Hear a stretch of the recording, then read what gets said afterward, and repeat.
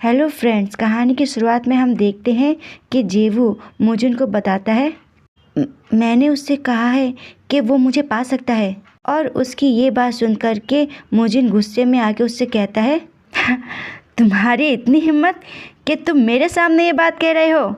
और फिर गुस्से में जाकर के जेवू के बालों को खींच के कहता है, हाँ, और तुमने उसके ऑफ़र को एक्सेप्ट कर लिया जबकि तुमने मेरे ऑफ़र को ठुकरा दिया था। हाँ, क्यों? क्या ये एक कारण है कि यू हियोजिन सफ़र कर रहा है और जिसकी वजह से तुम्हारा हार्ट चेंज हो गया है? हाँ, और आखिर इतने लोगों में से तुम्हें यून जियोन ही मिला?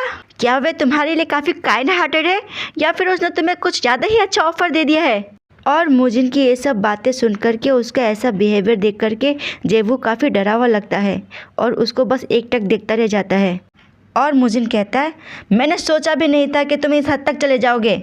और उसको ऐसे देख कर के जेवू मन में डरा हुआ सा आंखें बंद करके कहता है, मुझे बहुत डर लग रहा है। और फिर मोजिन उसके हाथों को ज़ोर से पकड़ के खींचता है, जिसे कि देख के जेवू कहता है डरा हुआ सा, रुको।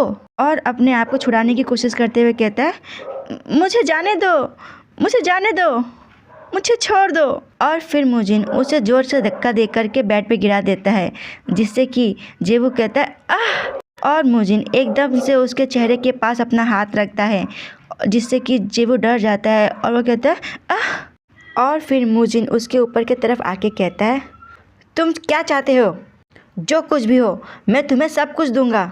और उसकी बात सुनकर के एक पल के लिए जेवू अपने हाथ को क्लिंच करता है और फिर मोजिन से कहता है, मैं हमेशा से ही बस एक ही चीज़ चाहता हूँ जो कि तुम्हें पता है। और फिर मोजिन कहता है, ठीक है, मैं यू हियोजिन को छोड़ दूँगा और मैं पूरी तरीके से उसके डेप को भी ख़त्म कर दूँगा। और ये बात सुन कर के जेवू शौक होते हुए कहता है, सच में? और फिर मोजिन उसके करीब आके कहता है, तो यून जियोन के बदले मुझे चूज़ करो। और जेवू एक पल के लिए चुप हो जाता है, जिससे कि मोजिन कहता है, क्या ये डिसाइड करना इतना हार्ड है? और जेवू कहता है, नहीं, मैंने अपना डिसीज़न ले लिया है, मैं वैसा ही करूँगा जैसा कि तुमने कहा, तो हियोजिन को फ्री कर दो। और फिर मोजिन तीखी हंसी हंसते हुए मुस्कुराते हुए उसे देख के कहता है, हाँ, मुझे अभी बहुत ही बुरा महसूस हो रहा है। और बैठते हुए कहता है, पर जो भी हो, मैं अभी उसे फ्री कर रहा हूँ। और पीछे से जेवू उठते हुए कहता है, और तुम अब हियोजिन के पिता को और पैसे उधार नहीं दोगे? और फिर मोजिन कहता है, श्योर। और जेवू कहता है उससे, अगर तुमने अपना प्रॉमिस छोड़ा तो? और मोजिन उससे कहता है, ऐसा नहीं होने वाला। फिर मोजिन किसी को फ़ोन करके कहता है, चियोलमा, चलो यून हियोजिन को जाने दो। और फिर वह इंसान हियोजिन से कहता है, आज की शुरुआत में ही तुम्हें फ्री किया जा रहा है। और जिसकी बात सुन कर के हियोजिन थोड़ा शॉक हो जाता है। और फिर वह आगे बढ़ते हुए उससे पूछते हुए कहता है, क्या तुम्हारा मतलब क्या है इस बारे में? और वह इंसान कहता है, तुम आखिर सोच क्या रहे हो? तुम आज से फ्री हो, तो जाओ अपने घर जाओ। और हियोजिन कन्फ्यूज़न में कहता है, कैसे? मैं किसी भी ऐसे को नहीं जानता कि जो कि मेरा डेब्ट क्लियर करेगा। और चोलमा कहता है, उससे मुझे क्या फ़र्क पड़ता है, डायरेक्टर ने कहा है तुम्हें जाने दो, तो बस मैं तुम्हें जाने दे रहा हूँ। और फिर हियोजिन कहता है, चोय मुजिन, तो वो बास्टर्ड इसके पीछे है।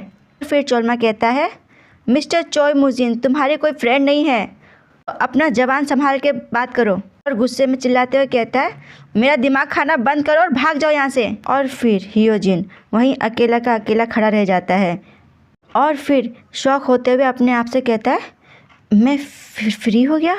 और घर के तरफ कदम बढ़ाते हुए कहता है, यहाँ बस एक ही वो इंसान है जो कि मेरा डेब्ट क्लियर कर सकता है, पर ऐसा नहीं हो सकता, जेवू। और भागते हुए अपने घर के तरफ जाते हुए मन में कहता है, वो फिर से मेरे लिए ऐसा नहीं करेगा। और रात पूरी गहराई भी होती है।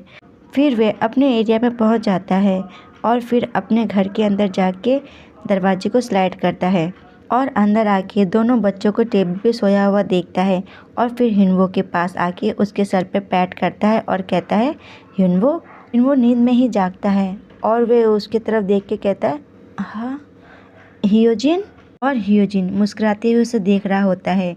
फिर उसकी बात सुनकर के वही भी जग जाता है और कहता है, क्या हियोजिन? और उठते हुए कहता है, हियोजिन यहाँ है। और उसको ऐसे देख करके हियोजिन भी मुस्कुराने लगता है। फिर हियोजिन बच्चों से कहता है, आखिर तुम लिविंग रूम में क्यों सो रहे हो? और फिर युनवू कहता है, हम सो गए मिस्टर जेवू का इंतज़ार करते करते। और उसकी बात सुन कर के हियोजिन घबराते हुए कहता है, वो कहाँ गया है? और फिर युनवो सोचते हुए कहता है, मुझे नहीं पता, बस वे अभी तक वापस नहीं आए हैं। और फिर हियोजिन दुखी होते हुए कहता है, तब तो मुझे उसे देखने के लिए जाना पड़ेगा।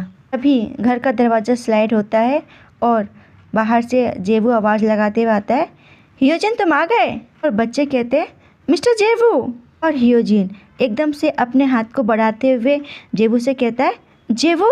और उसे पकड़ के हक करते हुए कहता है, जेवू। और फिर दुखी होते हुए कहता है, जेवू आखिर क्या हुआ? ये सब सपना नहीं है ना? और जेवू मुस्कुराते हुए कहता है, ऑफ कोर्स नहीं है, मैं इतने समय के बाद दोबारा से देख के काफ़ी अच्छा लग रहा है। और फिर हियोजिन कहता है, आखिर ये सब क्या हो रहा है? और जेवू अपने हाथ को पीछे लेते हुए कहता है, हाँ ये एक लंबी स्टोरी है। तो मुस्कुराते हुए आगे जाते हुए कहता है, तो क्यों ना हम पहले कुछ खा लें? उसकी बात सुनकर के चौंकते हुए हियोजिन कहता है, क्या खाएं? और वो भी अभी इतनी रात को? और तभी हियोजिन के पेट में से आवाज़ आती है। और फिर जेवू मुस्कुराते हुए कहता है, ओ तुम्हारा पेट पागल हो रहा है, तो मैं सही कह रहा हूँ है ना? तो बस थोड़ा सा रुको। एक पॉट में पानी गर्म हो रहा होता है और फिर हियोजिन खाने को देखकर ही कहता है, पॉरेज? मैं बस रेगुलर राइस खा सकता हूँ। और फिर जेवू उसे देखकर कहता है, नहीं, तुम्हें शुरुआत पॉरेज से ही करना चाहिए।